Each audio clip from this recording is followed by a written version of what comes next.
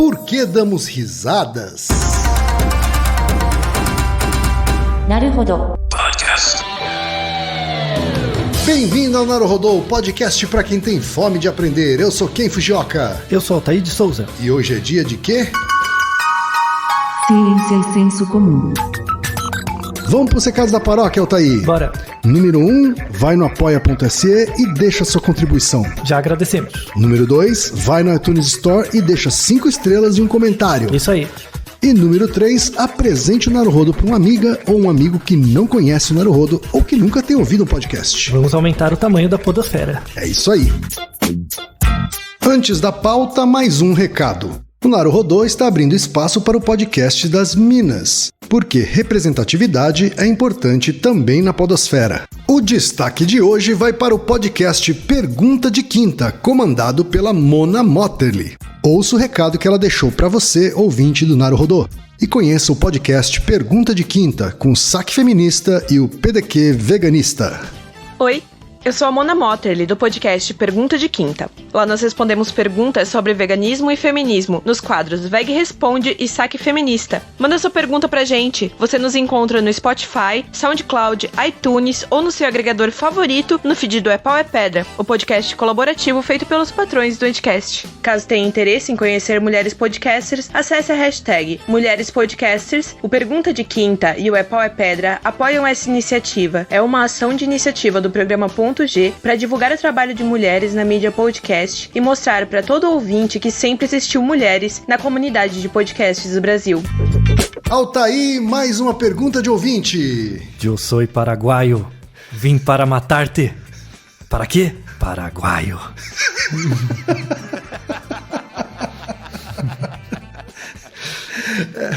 Old but gold. Exato. Essa é a tônica desse episódio. Pronto. Guarda essa informação. Guarda essa informação.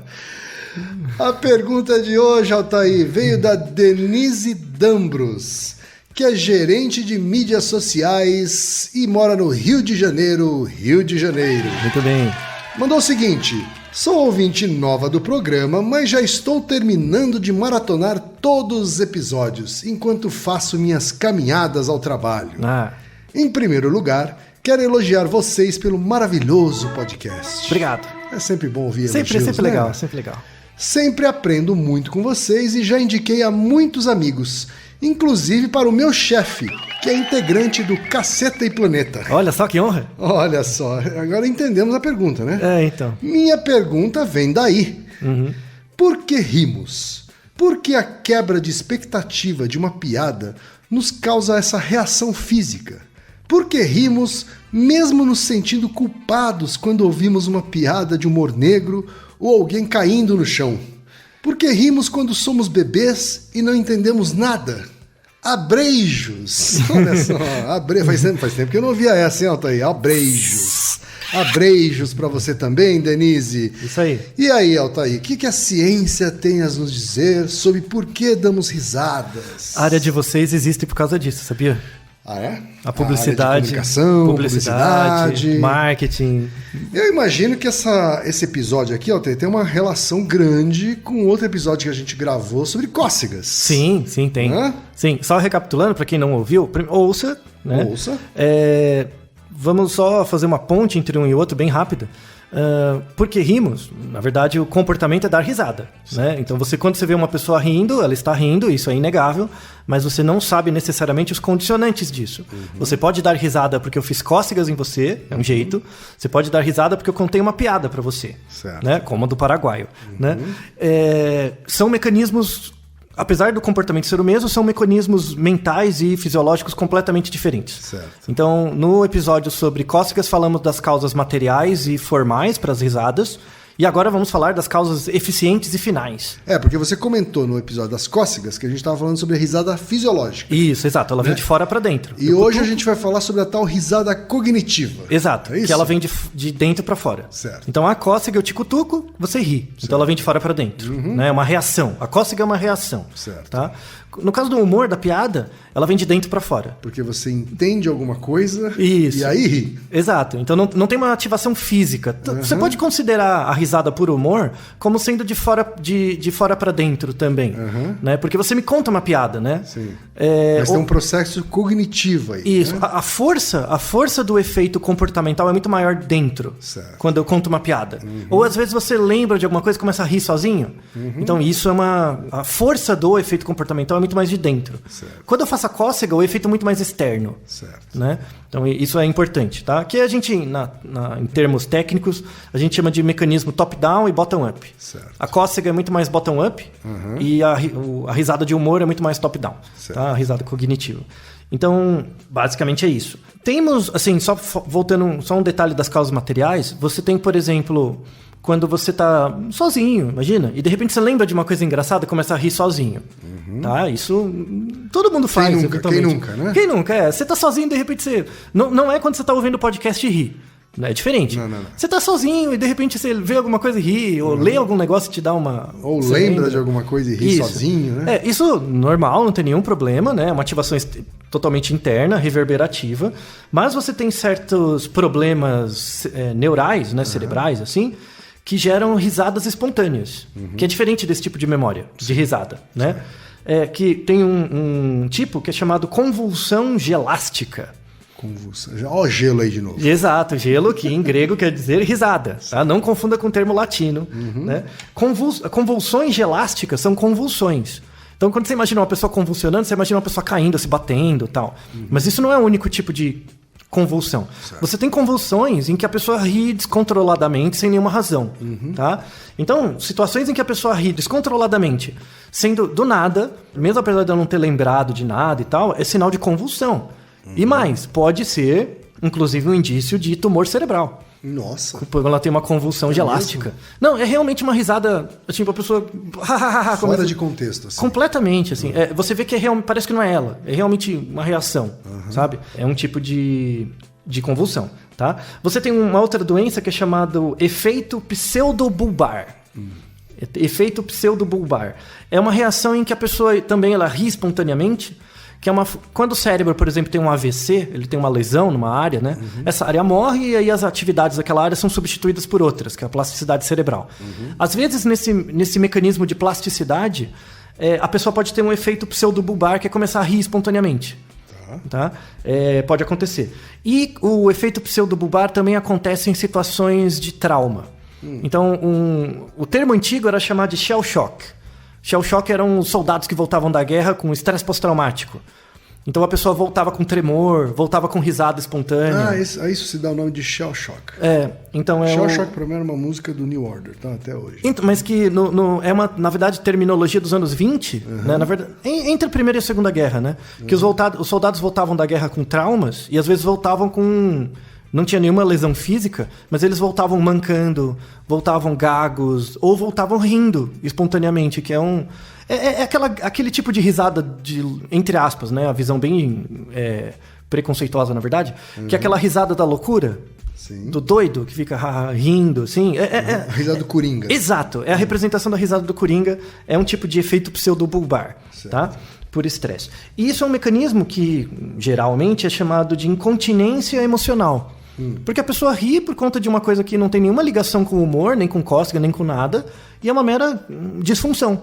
Tá? Então é uma risada, mas é uma risada disfuncional. Tá? Que é diferente dessa risada cognitiva, que é, na verdade, ligada ao senso de humor. Tá? Primeira pergunta aqui para você. Né? Já vimos que animais sentem cócegas, que é essa ativação de fora para dentro. Né? Então, vários animais...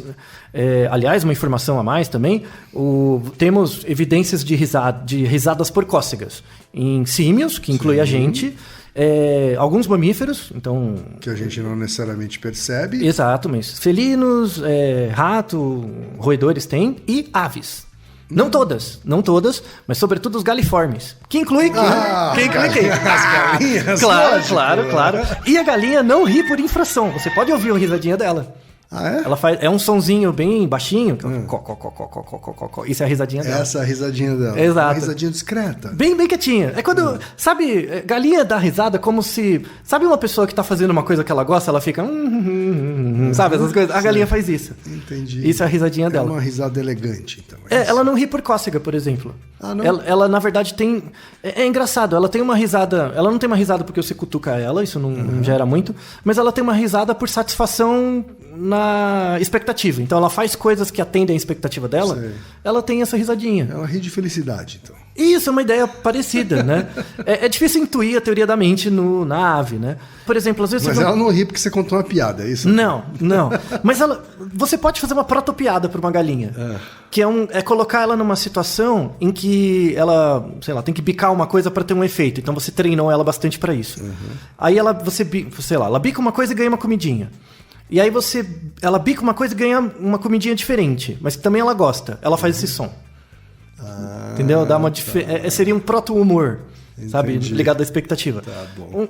Um outro animal que tem bastante isso é o cachorro. Então, às vezes, o cachorro ele tá muito animado, assim, né? Com jogar e tal. Às vezes, ele faz uns sons que não são totalmente infra, mas lembra esse có que ele faz. É tipo uma risadinha, tá? Que é ligado ao senso de expectativa. Então, a risada cognitiva, diferente da cócega, né? A risada cognitiva ela é ligada a um efeito de expectativa, necessariamente. Certo. E um efeito de consciência. Então, aqui é importante, eu não vou entrar nesse mérito agora, porque temos um Naruhodo sobre isso, que é aquele episódio, o que... Você está falando, Altair, do 67, que é como funciona o cérebro quando conversamos com a gente mesmo. Isso, fala dos níveis de consciência. Então, essa risada por humor, ela é um indicador de teoria da mente. De que você percebe que existe você e o outro, esse outro gera uma expectativa, que você está esperando o resultado, só que isso é subvertido, tá? A noção de piada, né? Por que nós... Boa parte das nossas relações, e aí a publicidade, propaganda, comunicação entra, são mediadas por relações de humor, tá? No fundo, o que é o humor? Humor é quebra de expectativa, mudança de expectativa. É isso, tá? Só que nossa espécie tem uma linguagem muito elaborada, né? E por ter uma linguagem muito elaborada, a gente tem uma metacognição muito elaborada. Então, eu quero entender o que você está pensando. Certo. Se a gente não tem linguagem, né? Imagina um organismo que não tem linguagem. Como é que eu vou entender o que você está pensando? Eu entendo o que você está pensando pelo que você está fazendo. Sim. Então, a única indicação que eu tenho de um estado interno seu é o seu comportamento. Então, né, eu fico observando o seu comportamento. Você corre para lá, você vai me atacar ou não. Então, é uma coisa mais reativa. E puramente observacional. Exato, totalmente. Quando tem a linguagem e tem, por exemplo, eu vou ali. Né, você tem uma expectativa posterior de tempo, de espaço, de causa, de reversibilidade. As relações se complexificam muito. Né? Então, nasce aí a ideia da mente. Né? A mente como... A linguagem é um substrato para a mente. Tá? É um substrato baseado no cérebro, na causa material, não tem nada além do cérebro, mas ela gera novos sentidos, né? Por emergência. E aí a relação de humor nasce aí. Então, quanto mais metacognição, quanto mais cognição social você tem, maior habilidade, não de uso da linguagem, mas da linguística, de uso dos sinais, dos signos verbais para transmitir uma ideia. É basicamente a publicidade. O slogan, você colocar uma mensagem, depois colocar uma outra foto que muda o sentido. Claro. O humor, a propaganda política. A política é baseada na ideia de expectativa. Tá? Uma proto-ideia é a ideia de se você pega uma tribo pequena, pega aquele que sabe, né? O pajé, o xamã, aquele que sabe, aquele que conta, aquele que tem o conteúdo e transmite oralmente as informações para os outros, pegar de um jeito bem antropológico, essa pessoa que transmite as informações e tem um saber, ela controla a maneira de informar isso. Então imagina uma linguagem que é uma tradição que é só oral. Eu conto as coisas para vocês, é meu telefone sem fio, né? Então, além da informação, você pega a minha apreciação sobre ela. Né? A propaganda é isso. A propaganda pega a realidade, muda um pouquinho e apresenta de um jeito que é um pouco mais amigável para você. Tá? E isso tem um lado positivo e negativo. Né? Ou com um ponto de vista, né? Não necessariamente são os fatos frios. Né? E por isso que o estudo da risada cognitiva é um jeito muito simples e básico de estudar linguagem, construção da linguagem, construção da língua e a cognição por trás disso, primeiro nível. Segundo nível é estudar a ideologia também. A ideologia só existe porque existe linguagem e só existe porque existe fala, cultura, relações, né? O receptor e o emissor. Tá? Então você entende a linguagem, você entende a ideologia e depois tem o feedback, que é o efeito da mensagem, como o mundo te retorna essas informações. Claro. Tá? Então, quer dizer, o enunciado dela já está correto, né? Ela já parte da premissa de que uma piada é uma quebra de expectativa. Agora, a questão dela é por que isso causa essa reação física de rir. Então, os humoristas sabem isso por ensaio e erro, né? Eu acho, aí a minha opinião, eu não sou humorista, né? No máximo, quando você já viu que eu contei uma piada, não quer dizer que eu sou humorista, né? Eu acho que se eles estudassem a neurofisiologia e a cognição por trás do humor, eles fariam um humor muito melhor. Por exemplo, antes de responder fisiologicamente, né? Porque a gente ri. Para você ter uma piada, você tem que ter eu e o outro, né? E tem que ter uma quebra de expectativa. Sim. Por que, por exemplo, que é o que a nossa ouvinte colocou no e-mail, por que você dá risada de alguém que cai? Né? Então, você tá num lugar e alguém aparece, tropeça e cai. Né? Você dá risada. E por que você não dá risada quando uma pessoa se joga de um prédio? É uma queda também. Né? Por que num caso você dá risada e no outro não? Você fica assustado. Por causa do efeito. É o resultado. Tá? Quando você tá numa situação, sei lá, a gente tá numa sala, de repente alguém vem andando, tropeça e cai. Né? É uma coisa que você não espera. Então imagina que a gente trabalha no mesmo lugar, no mesmo escritório, a gente se vê todo dia. Então é uma coisa meio monótona, né? A gente tá ali todo dia, não gera nenhuma alteração. Aí imagina que um dia eu cheguei fantasiado de dinossauro. Não dá uma quebra de expectativa? Você vai falar, mano, o que você tá fazendo? E começa a rir, né? Tá? Ou, por exemplo, eu ando no lugar, de repente eu tropeço e caio. Né? Você sabe que, por exemplo, só foi um tropeção, é uma queda. O efeito em mim é baixo. Né? Não é que você morreu ali, né? Exato. Como é um efeito pequeno, né? Te dá essa liberdade, por exemplo, lembrando o episódio de cócega, é como a respiração. Então, na hora que eu caio, você... E depois você... né? Ri. Por causa do efeito. Se eu me jogasse de um prédio, né? E caísse lá embaixo... Só no... E depois o que você faz? Você tem que liberar. Você chora. Entendeu? Então, ou entra em desespero, né? Isso, mas você... Meu Deus do céu, vamos acudir. Só que quando você faz isso, você está jogando o ar para fora. Né? Então, a mensagem final desse episódio é essa. Por que o humor muitas vezes dá errado, na verdade? Porque tem uma linha, né? Então, pensando do ponto de vista do indivíduo, tá? Não do cultural apenas, tá? Mas no indivíduo.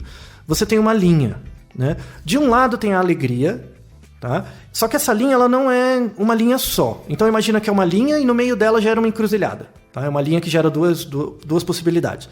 Um lado é a alegria, risada, haha. Quando chega a partir de... E imagina que é uma gradação. Quando você chega a partir de um certo ponto... Essa alegria ela pode convergir para susto ou para medo. E qual que é o condicionante para ir para um lado ou para o outro? O contexto, o efeito. Então, imagina que eu tropeço na sua frente, você está do lado do susto. Né? Mas não fez nada, só foi um tropeção, aí vai para a alegria. Certo. Então, ou por exemplo, a pessoa se jogou de um prédio. Né? Você entra no lado do susto também, só que em vez de ir para a alegria, você vai para o medo. Entendeu? Tem esses caminhos. Então você tem que pensar que o nosso organismo é um organismo como se fosse uma água. Né? E a quantidade dessa água, para cima ou para baixo, é um contínuo. Então, você não pode falar que a pessoa é feliz ou triste. Ela é uma gradação nesse espectro. Claro. Né? A gente já falou em outros episódios que é a ideia do dimmer. Né? Nós não temos emoções que são interruptores, são dimmers. Nós não somos on e off, né? Exato, a gente é um dimmer. Então, você estava falando que eu estava pensando aqui, né? Se um cara cai de um precipício, né? É lógico que não vai ter graça. Né? Se ele cai no chão, se estatela no chão e não morre... Ou mesmo não se machuca. Assim, vai ser engraçado. Isso. Né? Às vezes a própria pessoa... Se for um desenho animado e é o coiote que cai de um precipício... Ótima observação. Aí vai ser engraçado. Ótima observação. Porque é um coiote de um desenho animado que não morre de verdade. Isso. Né? Isso. Publicitário é outra história, né? Exato.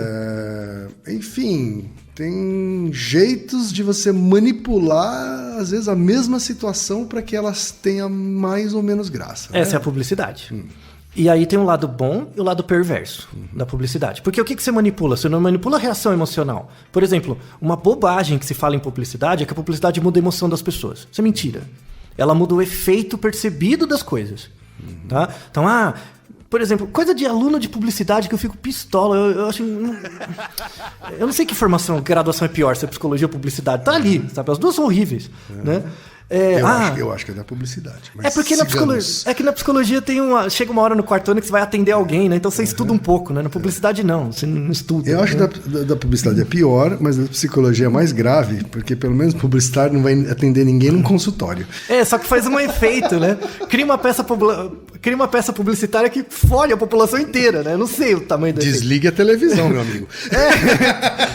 Ai, que vergonha, que vergonha. Mas enfim, tá bom, chega. O problema é seu de estar com a televisão ligada.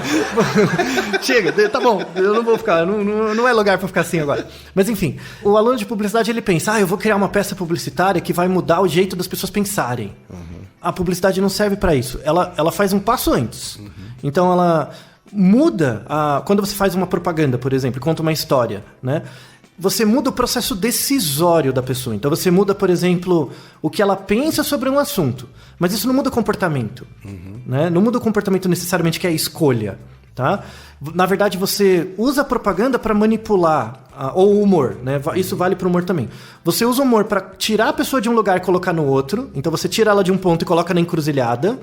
Só que o que vai gerar ela? O que vai fazer com que a pessoa vá para o susto ou o medo? Né? Ou o susto e a alegria? O contexto. Não é a propaganda. Então, por exemplo, a gente tem vários casos. Tem propagandas dos anos 40 que hoje são inadmissíveis. Claro. É o contexto. Pega os Trapalhões. Eu era jovem quando vi os Trapalhões. Eu dava muita risada. Eu achava muito engraçado.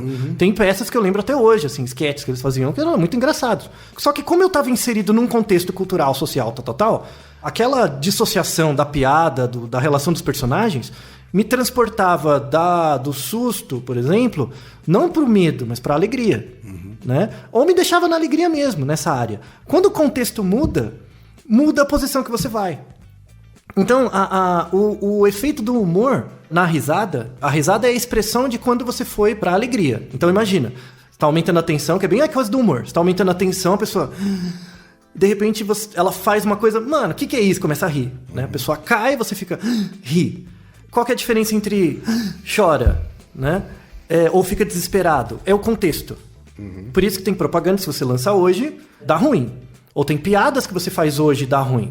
E, por exemplo, é muito bom, assim, eu não estou roubando o espaço da pergunta do nosso ouvinte, porque a publicidade e o humor conversam muito. Claro. Você tem propagandas, por exemplo, hoje que estimulam... O humor é um dos principais veículos, muletas, né, da publicidade. Tem, por exemplo, uma propaganda recente do Boticário. Né, que mostra eu não lembro para que era, em função de que evento, eu não sei se era uma propaganda mesmo qualquer, ou era associado a algum evento, eu não lembro. A gente deixa na descrição, tá? É uma propaganda que mostra uma família comum negra e tal. É, né? Um perfume pro Dia dos Pais. Dia dos Pais, tá. E aí mostra lá a propaganda, tal. Muita gente deu rage, né?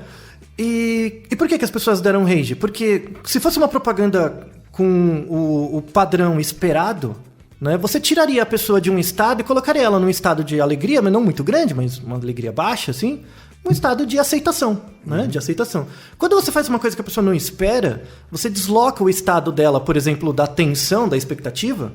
Não pense que é uma tensão como um filme de terror, tá? É uma tensão ligeira, ou pro medo, ou pra raiva, às vezes.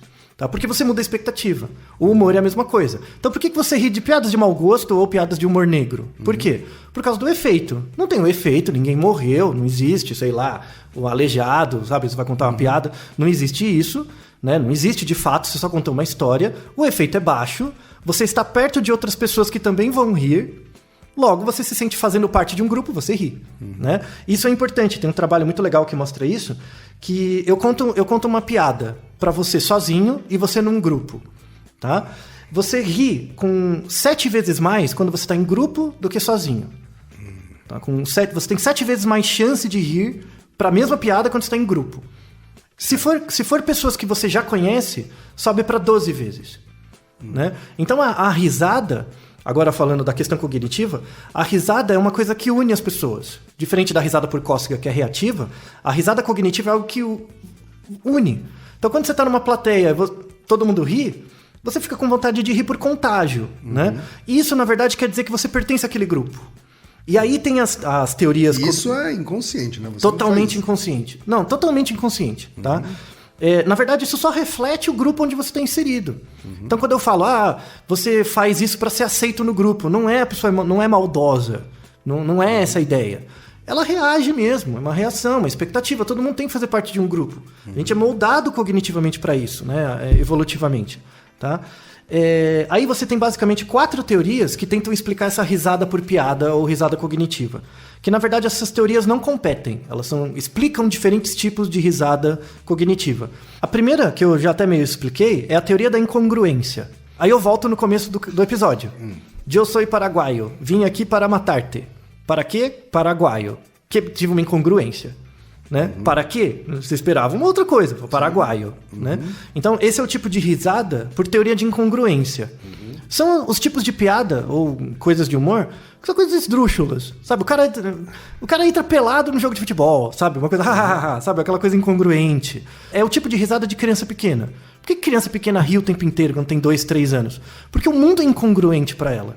Então, você chega com uma criança de 1 ano, fala, achou. Ela fica rindo porque é incongruente. Ela não tem ainda a permanência do objeto. Então você põe a mão na sua cara, ela acha que você sumiu. Aí você tira a mão, achou. Ela é incongruente, ela ri. Né? E ela ri 600 mil vezes da mesma coisa, porque o cérebro dela está maturando. Não é que ela é idiotinha. Sabe? É porque você está dizendo que essa piada que você contou do Paraguai, então, ela se aproxima muito do humor infantil, é isso? Por exemplo, por que o Chaves é atemporal? Porque ele estimula a teoria da incongruência. Tá. Por exemplo, um episódio do Chaves que tem uma piada que é atemporal, sabe? As piadas por incongruência, elas são atemporais, elas não têm contexto ideológico. Elas realmente são muito cognitivas. Por exemplo, tem um episódio do Chaves em que o Kiko estava doente em casa e a dona Florinda estava cuidando dele e pediu pra Chiquinha, falou, você pode ir lá na farmácia comprar um termômetro? Né? Falou, eu vou. Ela falou, que termômetro você quer? Né? A Chiquinha perguntou. Aí a dona Florinda falou, tem o termômetro de 15 dinheiros e o termômetro de 20, né? Ele falou, você compra um deles. Aí a Chiquinha perguntou, mas qual que é a diferença entre os termômetros de 15 e o de 20? Né? 5 dinheiros. Ou seja, você esperava uma coisa abstrata, que era a descrição qualitativa do produto, e te deu uma resposta concreta, que é 5, né? Você não esperava, é incongruente. Esse é o raciocínio das crianças, por exemplo. A criança tem um raciocínio muito concreto, por isso que elas são engraçadas. Né? Porque você faz uma pergunta esperando algo abstrato, né? Algo formal, e ela te dá uma resposta concreta, que é verdadeira, mas é concreta.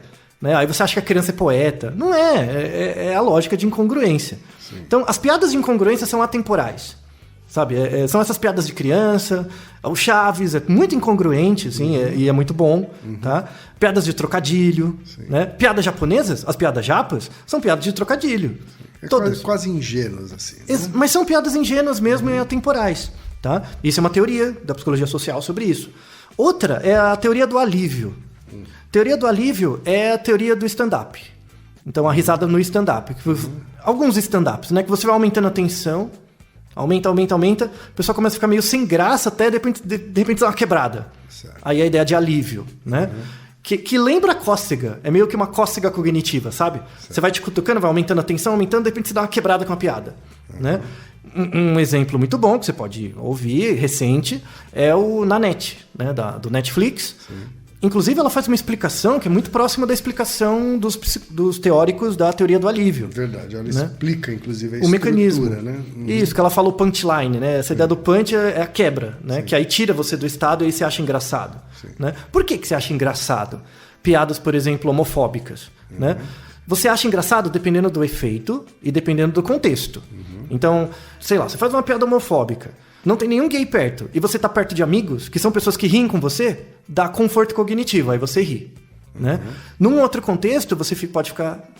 Não tem essa risada. Aí você sai do humor e vai pra tensão.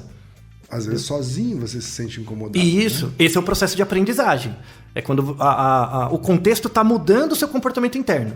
Então, por que é importante, por exemplo, você colocar mais negros, gays, enfim, na publicidade, na propaganda, na TV? Vai ter essa reação. Claro que as pessoas têm que ter essa reação, porque elas viveram numa época, elas se acostumaram por aprendizagem a ver as coisas de um certo jeito. Isso dá conforto cognitivo.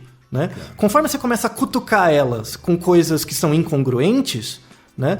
Ou ela... Você tira esse conforto cognitivo? Tira o conforto cognitivo, ou para ela é incongruente. Então, por exemplo, nos Trapalhões, o Mussum era um cara super engraçado, mas era o bêbado, era o cara que se dava meio mal nas coisas, Era sabe? vítima de racismo. Era né? vítima, direto. Ou seja, tinha atenção, mas tinha piada. Então, por incongruência, como todo mundo dava risada, você dá risada e beleza. Né? Na teoria do alívio, não. Então, é quando no stand-up o negro vai fazer piada. Ele faz a piada autodepreciativa. Sim. Então, é a ideia de alívio. Você coloca o outro no... Tá vendo? Eu sou negro, começa a fazer as piadas. Os outros começam a ficar tensos e dá uma quebrada. Sim. Né? Isso é uma faca de dois legumes, né? Que é o que se fala. Porque você gera, ao mesmo tempo que você gera consciência, mas não conscientização. Por isso que eu gosto muito da Nanete. Sim, porque sabe? a Nanete, ela resolve, de fato... Quebrar acabar isso. né? Quebrar com isso. Falar, isso. Eu não vou mais fazer humor autodepreciativo. Exato. E esse é o recado. Com homossexuais. Né? Exato. Eu não sei de onde ela tirou esse. Provavelmente é na vida dela, enfim, foi um insight. Na vida, pelo que ela conta é na vida, né? Então, mas, de novo, se os humoristas estudassem psicologia, mas psicologia de verdade, não psicologia de boteco, né? Que é o problema, que aqui no Brasil é boa parte de boteco. Mas se estudasse psicologia séria mesmo, essas teorias e tal, você conseguiria fazer um humor mais refinado. Sabe? Mas perceber que, por exemplo, esses stand-ups de conscientização, eles dão consciência, mas não conscientizam. Porque o cara sai... Como todo mundo tá rindo, todo mundo faz parte do mesmo tecido. Eu não sei nem se precisa estudar psicologia, viu, Altair? Acho que também precisa ter um pouco mais de vontade de fazer o que é menos fácil. Né? Tem isso. O que a Hannah Gadsby resolve fazer na net é sair do conforto do humor fácil. Isso. Né? Assim, porque é muito mais fácil fazer o humor autodepreciativo. Seria muito mais fácil para ela continuar fazendo o humor autodepreciativo. Sim. E você entendeu a ponte com a propaganda, né? Sim. É muito mais fácil fazer a propaganda doriana. É muito mais fácil continuar fazendo, né, a propaganda doriana. A propaganda, a publicidade estereotipificada. Isso. Repetir o status quo. Exato, e tal. Né? É muito mais fácil. Eu acho que tem um pouquinho de vontade política aí também. Claro, tem. Não, mas se você pensar pelo raciocínio científico, que é algo que falta nas pessoas em geral. Sim. Às vezes as pessoas são bem intencionadas. Eu fico pensando no bem intencionado. Só que falta preparo mesmo, sabe? Então, é essa a ideia. Mostrar que tem uma literatura, tem um estudo que você pode ler, pensar sobre e preparar um material que... Então, uma coisa que já citemos cientificamente é que piadas autodepreciativas dão consciência, mas não conscientização. Passa a piada, passou a risada, voltou ao status quo. Não muda nada. Claro. Tá? A terceira teoria é a teoria da liberação cognitiva. Tá? A teoria da liberação cognitiva é eu dou risada para pertencer a um grupo. Então, ela é muito comum em adolescente. Então, sabe aquele adolescente que quer fazer parte de um grupo? A adolescência é uma droga, né? É uma fase muito difícil, complicada. As emoções variam muito. Então, tem várias... Muita necessidade de aceitação. Isso, de entendimento interno e tal, né? Então, às vezes... Difícil. Mas faz parte da vida. Tem que passar mesmo, e beleza. E aí tem aquela parte que você quer pertencer a um grupo. Sim. Então, você começa a dar umas risadinhas para aceitar... Mas, a gente faz isso quando é adulto, imagina quando você é adolescente, então, né? Mas não é, de novo, não é uma coisa consciente que você busca. Eu tenho que rir agora. Não, é uma reação corporal mesmo. A sua própria postura corporal muda. Você quer ser aceito, você coloca o corpo um pouco mais pra frente, você olha mais pras pessoas. É a postura do subserviente, né, em relação... Sim. Você tem uma disposição corporal diferente porque você precisa. Tem um Naruhodo interessante sobre isso também, que é aquele... Porque pessoas ricas não prestam atenção na pobreza. Que a gente complementa essa questão da teoria da liberação cognitiva. Sim. E a última teoria é a teoria da superioridade. Tá? A teoria da superioridade da risada é quando é o irmão ruim. Desses quatro é o irmão ruim, né? O irmão malvado. Entendi. Que é aquele que quando todo mundo ri de você... porque eles são do outro grupo. Que é tirar sarro. É o bullying, a risada de bullying. Tá? É um outro tipo do porquê que a gente ri cognitivamente, né? Que é a risada de superioridade. Também muito comum em adolescente, né? Que é quando você é o bullying mesmo, você bulina os outros, você enche o saco dos outros. Né? E é quando você ri das minorias. E aí entra num ponto fechado. Ri do mais fragilizado. Né? Isso, faz. Entra um pouco na ideia. Esse é o mais fácil dos humores mesmo. Né? O mais. É a piada mais fácil de todas. Isso, e são as piadas pisar no cara que já tá no chão, assim, né? Que são as piadas... Então, é importante separar a teoria da superioridade da teoria do alívio. Porque Não, mas a teoria do alívio, o outro que é o desfavorecido te exatamente. coloca. Isso. Esse da superioridade não, é o maldoso mesmo. Isso, Você o cara ri. que tá pisando, o cara que já Isso. tá deitado. Se ferrou, sabe? Hahaha. Sabe? Como que é o cara dos Simpsons, o Melvin? Isso, acho que é o Melvin, É, né? Que é o ruim da turma lá. Isso, né? é o que bate nos fracos. Isso, o buller dos outros, né? A teoria da superioridade, ela ajuda a gente a entender muito a questão do marketing político. Então, por exemplo, eu não vou entrar na dicotomia direita-esquerda, dane-se isso, sabe? Eu vou pegar exatamente o exemplo do Trump, tá? Ele é engraçado. Você pode achar bizarro, mas ele é engraçado. É uma estratégia realmente... Não é intencional. Assim, depois ficou, né? Depois tem uma agenda política por trás. Mas no início, se você pega a fase do Trump, quando ele era do aprendiz, lá... Ele é um engraçado bizonho, né? Você tá demitido, sabe essa ideia? Em muitas pessoas, quando você... Naquele programa, na época do programa, quando você fazia aquilo, você tá demitido, muita gente ri. Né? Ri por superioridade, por essa ideia de superioridade. Isso era uma coisa que faz parte dele enquanto pessoa. Né? E isso foi usado, né? Esse mecanismo, essa disposição pessoal dele de agir assim. Tem gente que tem prazer em ver alguém humilhando o outro. Mas não é nem a noção dá risada disso, não é? Sim. Acho engraçado uma pessoa sendo humilhada por outra, ou uma pessoa humilhando a outra. Isso, assim. porque na verdade quando você faz essa risada de superioridade, reafirma que você pertence ao grupo. Sim. Né? Mas tanto que existem personagens que são grandes humilhadores. Sim. Né? Sim. Jurados que são grandes humilhadores e que, né, sei lá, são aquele Simon Cowell, né? Que é um sim, cara pois né, que humilha candidatos e aí as pessoas adoram ele, né? Buscam. Como chama aquele chefe de cozinha? O Ramsay lá. Gordon Ramsay, que humilha candidatos, as pessoas adoram ele. Acompanham. Não é isso? Então, aí volta de novo na questão da pessoa que tropeça versus a que se joga do prédio. É o efeito. Então, quando eu vejo o Ramsay do meu lado xingando uma pessoa, eu não vou dar risada. Agora, quando eu vejo ele na TV... Num programa de entretenimento. Longe, tá tem muita gente vendo. Tipo, vai que é fake, sabe? Vai que aquele pessoa não existe mesmo. Na TV, entretenimento. Você não liga. Exatamente a ideia do Trump. A empatia vai pro saco, assim. Isso. Se fosse o Trump do seu lado, você é próximo dele, falando, eu vou construir um muro que divide os Estados Unidos e o México. Na verdade, não divide só o México, divide toda a América Latina, né? Vou construir um muro e vou construir, velho. Quando você ouve isso na TV, num comício, você fala... né? Tipo, é piada mesmo. Ele realmente faz um stand-up. Então, agora eu falo no final do episódio, eu confesso, eu odeio stand-up. Odeio. Como psicólogo que gosta de psicologia social, eu acho horrível. Sabe? Em geral, a Nanette é um excelente exemplo. Porque ela realmente teve uma formação cognitiva, uma percepção... A Nanette quase não é um stand-up, assim, né? Então, ela tá nesse limite. A Nanette é quase um manifesto, assim. Então, eu acho que dá pra existir um mecanismo. Stand-up geniais. Isso, mas tem como construir, eu acho que um mecanismo por trás, sabe? Tem como construir um novo modelo, sabe? De humor que não reproduza processos, mas não reproduza estereótipo. Eu acho que stand-up, eu me divirto muito com stand-up, mas acho que ele tá chegando... No limite. Ele tá chegando num muro. Sim, né? então... Ele tá chegando perto de um muro e... Como várias outras atividades, tá? Assim, a publicidade tá chegando no muro, né? Tem várias atividades aí no mundo que estão chegando num grande muro e estão tendo que repensar aí o jeito de fazer as coisas. Então, mas aí qual que é esse muro, na verdade? É o muro de voltar para as causas materiais e formais, que é como o indivíduo funciona, sabe? O indivíduo tem um core de mecanismos que, no fundo, é o que a gente falou no episódio de Cossigan, né? É como ele respira.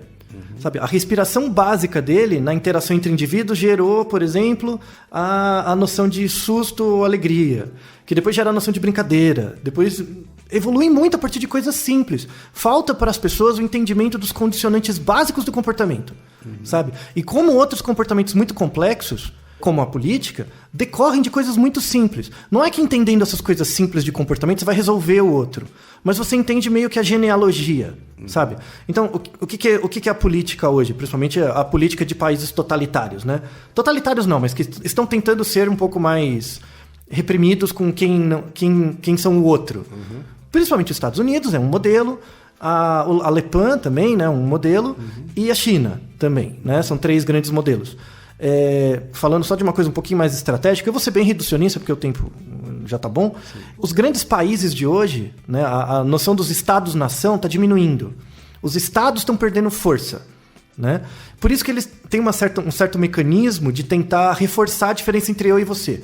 Porque, na verdade, os grandes novos estados, que vão deixar de ser estados-nação, não sei se você lembra da aula de história, quando você tinha o absolutismo, teve a Revolução Francesa, virou os estados-nação.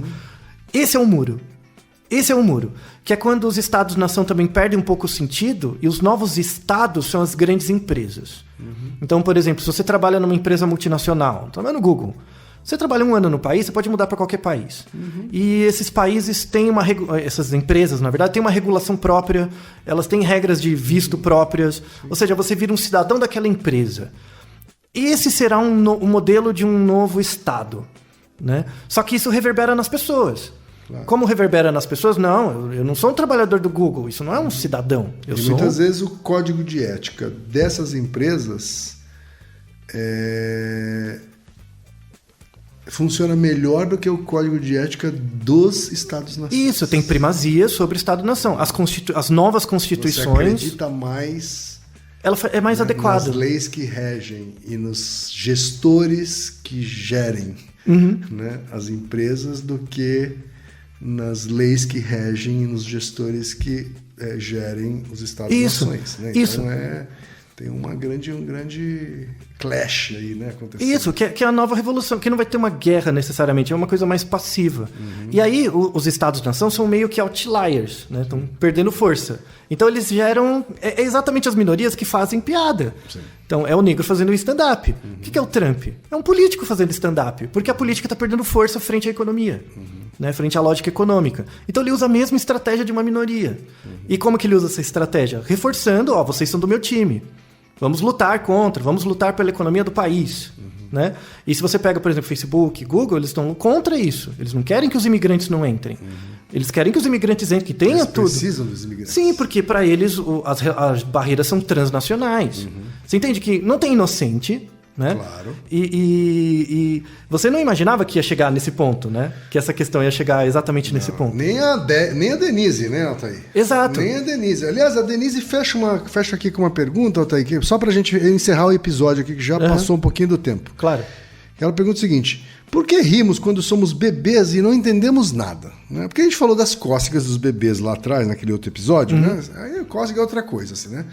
Mas às vezes a gente não precisa nem tocar no bebê. Né? E o bebê ri também. Né? Essa é uma risada cognitiva ou é uma risada fisiológica? Fisiológico não é porque não teve contato. Tá. Né? Ela é cognitiva, ela está no limite. Ela, na verdade, você pode considerar ela por uma risada por incongruência. Porque como o mundo é muito abstrato para ela, é a coisa do achou, né? Então ela vive ela é parecida com a primeira teoria, então. Isso. Mas se aproxima mais da primeira teoria. A teoria da incongruência. Então, como é uma risada que para ela todo mundo é incongruente. O mundo é incongruente porque a mente dela está desenvolvendo ainda. Então ela ri de tudo. Né? Ela ri tudo de é bizarro. Tudo é bizarro para ela. O mundo é uma grande piada bizarra para ela. Porque imagina um bebê, né? Ele não tem mobilidade direito, ele não tem muita autonomia, então acontece o que fazem com ele. Então o mundo é incongruente. Né? O mundo é todo esquisito. E a teoria da incongruência é o motivo pelo qual os bebês riem. A teoria da incongruência. Conforme você vai ficando um pouquinho maior, vem a teoria do alívio. Então quando você é criança, então você é muito concreto, a piada do Chaves. Né? Então, qual que é a diferença do termômetro? 5.000. Né? É a teoria do alívio. Então, a teoria do alívio explica muito a risada das crianças até 10, 11 anos. Depois você fica adolescente. Aí a risada por superioridade. Né? Do bullying, eu contra os outros. Não são, às vezes nem humilhação, mas nem nós maldade, contra eles. Mas tem uma maldade, assim, né? Pode ter ou não. Começa a ter uma maldade. Já começa uma noção, mas começa uma noção de valor, sabe? É na adolescência que vem a maldade, né? As piadas de maldade. Vem as piadas que reforçam diferenças entre grupos. Eu não vou chamar de maldade porque pressupõe algo intrínseco que não é verdade. E a teoria do adulto é a teoria da liberação cognitiva. Por isso que eu expliquei essas 4 teorias, porque elas explicam os tipos de risada ao longo da evolução do indivíduo. Tem uma relação aí entre essas 4 teorias e o ciclo de vida aí do ser humano. E aí, o impacto disso nas causas finais, que é como, já que indivíduos pensam assim, indivíduos fazem parte de estados, e nações, e países, e empresas, a emergência dessas teorias gera a reação política. Então você pode usar essas 4 teorias para tentar entender o marketing político também. Denise, espero que a sua pergunta tenha sido respondida, embora a gente tenha divagado bastante aqui. Né? Mas foi importante. Naruhodô, ilustríssimo ouvinte. Naruhodo. Você sabia que pode ajudar a manter o Naruhodô no ar? Ao contribuir, você pode ter acesso ao grupo fechado no Facebook e receber conteúdos exclusivos.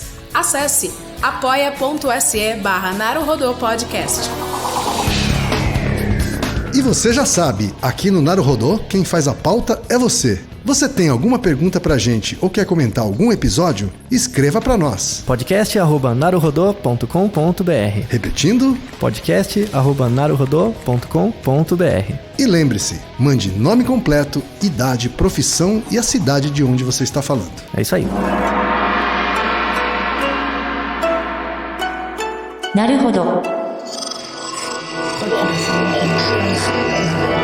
Esse podcast é apresentado por b9.com.br.